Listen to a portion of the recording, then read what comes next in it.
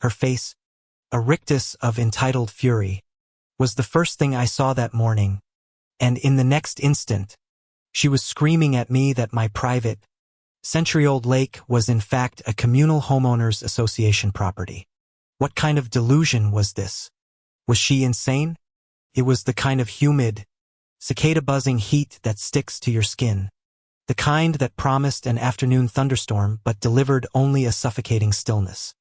I was just trying to enjoy a quiet cup of coffee on my porch, the familiar scent of pine and damp earth a calming presence, when she stormed up my driveway, her pristine white capri pants a stark contrast to the red clay dust. This lake belongs to the community, and you are violating our bylaws by restricting access. She shrieked, her voice a grating siren. I just stared, dumbfounded, a half-smile of disbelief on my face, gesturing to the faded, hand-painted sign that my great-grandfather had nailed to an old oak, private property, our 50 lakeside, no trespassing. The lake, a mirror of deep blue framed by ancient cypress, had been in my family for 5 generations. It was the very heart of this 50-acre property, deeded and redeeded, a fact I had patiently explained to her twice before. But this time was different. She wasn't alone.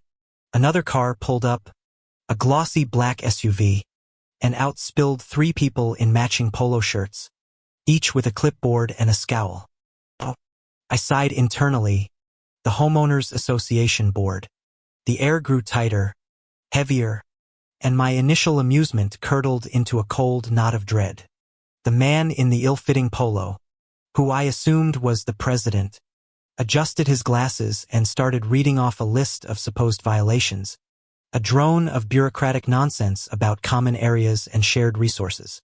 The plat map clearly shows this section of the lake is communal, he stated with an infuriating air of authority. I calmly went inside and returned with the thick stack of original deeds, some so old the ink was faded and the paper was yellowing at the edges. I laid them out on a small table, a physical, tangible record of my family's history here, but they just waved their hands dismissively. Those are old. This is a matter of recent surveys and community rights. The woman, the one who'd first accosted me, declared. A flash of pure, unadulterated anger shot through me. It wasn't about the lake anymore. It was about them erasing my family's legacy with a few quick words. They had no idea what this place meant. My grandmother had taught me to skip stones on those very waters. My grandfather had taught me to fish from that very dock.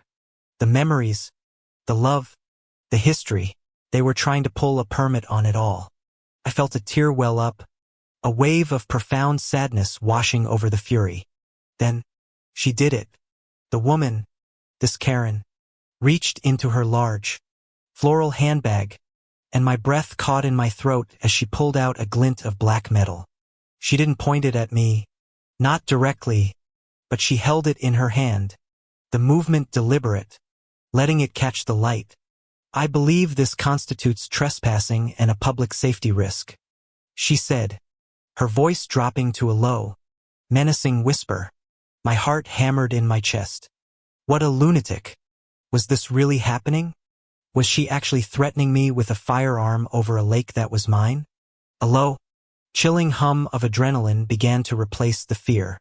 I took a deep, deliberate breath, the scent of pine now a distant memory, replaced by the acrid metallic tang of panic.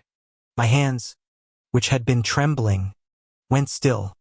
I looked at her, at the gun, at the smirking board members, and a different kind of smile crept onto my face. A slow, cold, utterly confident smile. They had no idea. They had no idea I wasn't just a guy with a nice cabin. I was the guy who had built the software that powered half of their phones. I was the guy who could, with a few taps on a screen, make their entire world unravel. That's a bold move, ma'am, I said, my voice unnaturally calm. I pulled out my phone, not to call the police, not yet, but to call my lawyer. The board members' laughter died on their lips. The call was short, to the point. Remember that deal you've been trying to close with the R50 Homeowners Association? That multimillion-dollar buyout for their community property? Yeah. Pull the offer. I've got a better idea. Buy the entire thing. The whole Homeowners Association. All 2,000 lots. Yes. All of it. I want every single parcel, including this lakeside one. Of course. I want the deeds and the bylaws and the bank accounts. Every single asset. Get it done by the end of the day. And send me an eviction notice for every single board member. Effective immediately. Oh, and one more thing. I'd like a copy of the new bylaws, specifically the one that revokes all gun-related privileges from the community. A beat of stunned silence. I slowly lowered the phone, my gaze fixed on Brenda, whose face was now a fascinating mix of confusion and dawning horror. The gun in her hand seemed to shrink, to lose its power. The board members, their smugness melting away like ice, started to stammer, their clipboards suddenly seeming flimsy. The police siren in the distance was the sweet sound of karma.